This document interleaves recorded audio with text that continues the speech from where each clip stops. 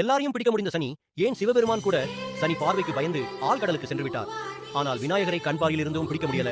என்ன தெரியுமா? ஒரு நாள் சனி பகவான் விநாயகரை பார்த்து, உங்கள் மீது 7:30 சனி ஆரம்பிக்க இருக்கிறது, நான் உங்களை பிடிக்க வந்திருக்கிறேன் என்று கூறினார். விநாயகர் அதை கேட்டு சிரித்துக் கொண்டு, சரி, நீ உன் திருஷ்டியால் என்னை 7:30 நாட்களில் பீடிக்க வந்துள்ளை. ஒன்று செய், இன்று என் பிறந்த நாள், அதனால் சனீஸ்வரே என் முதுகில் இன்று போய் நாளை வாரேன் என்று எழுதிவிட்டு செல்லுங்கள் என்றார். சனி பகவான் எழுதிவிட்டு நாளை வருகிறேன் என்று சென்று விட்டார். அடுத்த நாள் வந்தது சனி வந்தார். இன்று உங்களை பிடிக்காமல் செல்ல மாட்டேன் என்றார். விநாயகர் சிரித்தார். என் முதுகில் என எழுதியிருக்கு படிங்கள் என்றார். சனி படித்தார். இன்று போய் நாளை வாரேன் என்று படித்தார். விநாயகர் பேசினார். சனியரே, நீங்கள் சொன்ன சொல் தவற மாட்டீர்கள் என்று தெரியும் என்று சொல்லி சனி பகவானை பிடிக்க விடாமல் செய்தார். இப்படி ஒவ்வொரு நாளும் சனி பகவான் முயற்சி செய்தாலும் 7:30 நாட்கள் முடிவில் அவர் தோல்வியையே சந்தித்தார். அதற்கு பிறகு சனி பகவான் அறிந்து கொண்டார், விநாயகரின் தெய்வீக சக்தி எந்நேரமும் சனியின் பிடியில் இருந்து காக்கும் என்பதை.